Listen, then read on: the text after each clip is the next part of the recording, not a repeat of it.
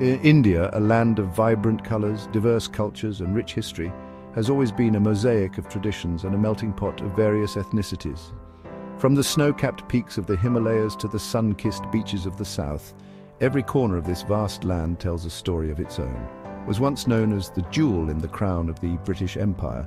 The British, drawn by the allure of India's wealth and resources, established their rule, bringing with them their own customs, architecture, and governance. For centuries, the British ruled over this vast subcontinent, shaping its destiny and leaving an indelible mark on its people.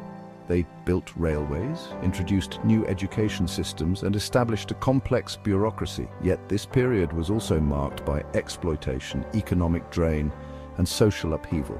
As the sun began to set on the British Empire after the Second World War, the clamour for independence grew louder in India. The spirit of nationalism surged, and leaders like Mahatma Gandhi, Jawaharlal Nehru, and Sardar Patel galvanized the masses with their vision of a free India.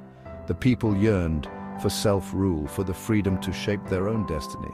They organized protests, boycotts, and civil disobedience movements, facing brutal crackdowns and imprisonment with unwavering resolve. But the road to freedom was not paved with roses. It was a journey marked by sacrifices, bloodshed, and immense struggle. The unity of the nation was tested time and again. It was a path fraught with challenges, divisions, and ultimately a heart-wrenching partition. The subcontinent was divided into India and Pakistan, leading to one of the largest mass migrations in history. Families were torn apart and communal violence erupted, leaving scars that would take generations to heal. Yet, amidst the chaos, the spirit of resilience and hope endured, paving the way for a new dawn in the history of the Indian subcontinent. Two prominent figures emerged as leaders of India's struggle for independence: Jawaharlal Nehru and Muhammad Ali Jinnah. Both men were instrumental in shaping the political landscape of the time, each with their own vision for the future of India. Nehru, a staunch advocate for a united and secular India, led the Indian National Congress. He envisioned a nation where people of all religions could coexist peacefully, and he worked tirelessly to promote this ideal. His speeches and writings often emphasized the importance of unity and secularism, and he became a symbol of hope for many Indians who longed for a free and inclusive nation. Jinnah, on the other hand, led the Muslim League, which sought a separate Muslim homeland within India, fearing marginalization in a Hindu-majority independent nation. Jinnah's concerns were rooted in the historical and social context of the time, where Muslims felt their rights and identities were at risk. He argued that only a separate state could ensure the protection and prosperity of Muslims in the subcontinent. As the call for independence intensified, so did the religious tensions between Hindus and Muslims, fueled by political opportunism and divisive rhetoric. Leaders from both sides often used religious sentiments to garner support, leading to a rise in communal violence. The streets of India saw numerous clashes, protests, and riots, as communities turned against each other, driven by fear and mistrust. The British, eager to expedite their exit from India, found themselves caught in this escalating turmoil.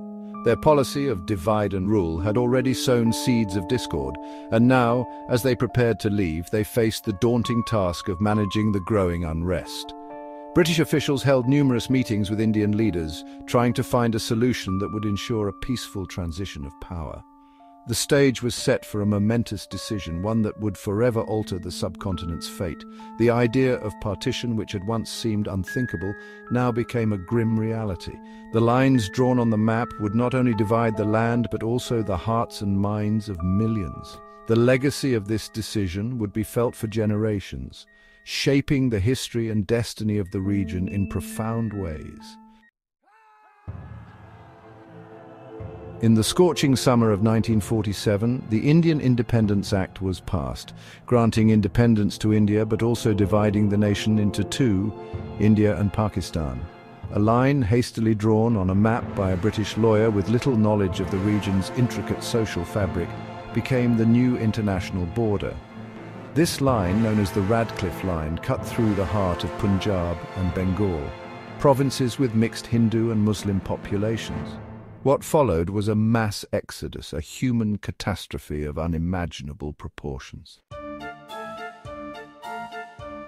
Section 4, Exodus. Millions of Hindus, Muslims and Sikhs found themselves on the wrong side of the newly created border.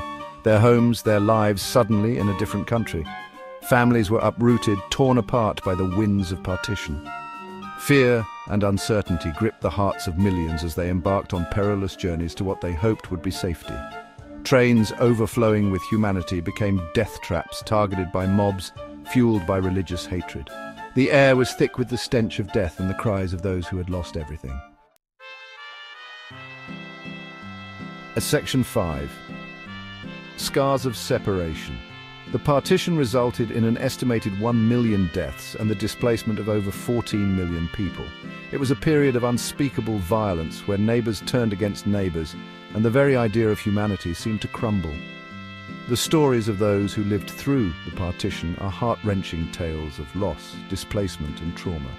They speak of homes abandoned, families torn apart, and the enduring pain of being uprooted from their ancestral lands.